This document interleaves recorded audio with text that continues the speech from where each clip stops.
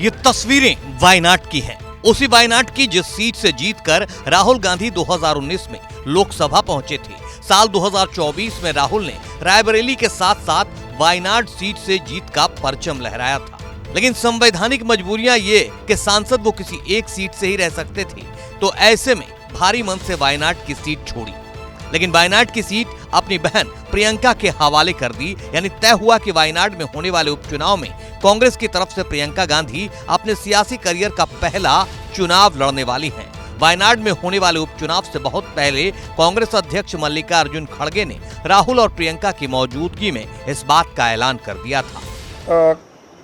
हमने तय किया कि वायनाड से खाली सीट पे प्रियंका जी लड़ना चाहिए और इसीलिए हम पार्टी के ओर से और मेरे ओर से उनको धन्यवाद देता हूं कि हमारी बात को उन्होंने रखी है और माना है दोनों ने। इसीलिए मैं आपके सामने आके डिक्लेयर कर रहा हूं कि दोनों एक तो रायबरेली सीट रहेगी और वायनाड में भी वो प्रियंका जी रहने से वहाँ के लोगों को भी एक हिम्मत मिलेगी। अब जबकि चुनाव आयोग ने वायनाड सीट पर उपचुनाव का ऐलान कर दिया है, तो रातों रात वायनाड की गलियां प्रियंका गांधी के पोस्टर से सज गई हैं। प्रियंका का पोस्टर तो आपने देख लिया। अब हर कोई ये जानना चाह रहा होगा कि प्रियंका के इस पोस्टर में लिखा क्या है।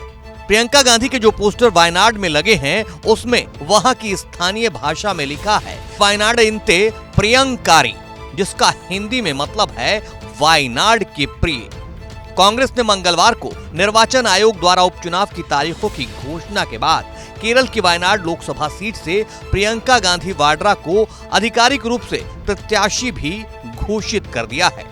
राहुल गांधी का वायनाड से गहरा भावनात्मक जुड़ाव है। राहुल गांधी ने 2019 के चुनाव के दौरान अमेठी में अपना गढ़ बीजेपी के स्मृति ईरानी से हारने के बाद वायनाड से जीत हासिल की थी। इसके बाद वायनाड गांधी परिवार के लिए एक महत्वपूर्ण निर्वाचन क्षेत्र बन गया है। वायनाड लोकसभा सीट का इतिहास बहुत पुराना नहीं है। वायनाड लोकसभा सीट 2008 में अस्तित्व में आई, तब से अब तक इस सीट पर कांग्रेस का ही कब्जा है।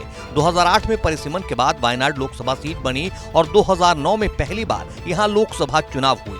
2009 में हुए पहले लोकसभा चुनाव में कांग्रेस के एम.आई. शानवास सीपीआई उम्मीदवार को हराकर वायनाड के पहले सांसद बने। 2014 में भी कांग्रेस के एम.आई. शानवास ने ही जीत हासिल की, लेकिन 2019 में कांग्रेस ने राहुल गांधी को उम्मीदवार बनाया और राहुल गांधी ने बम्पर वोट से जीत हासिल की। फिर 2024 में राहुल गांधी ने यहां से दोबारा जीत हासिल की। यानी अब तक हुए चारों चुनाव में कांग्रेस की ही जीत हुई है। ऐसे में कांग्रेस के लिए ये सीट काफी सेफ मानी जाती रही है। इसीलिए पार्टी ने राहुल गांधी के बाद इस सीट से प्रियंका गांधी को चुनावी मैदान में उतारा है। अब देखना यह है कि इस सीट से प्रियंका गांधी के मुकाबले में दूसरी पार्टियां किसे मैदान में उतारती हैं।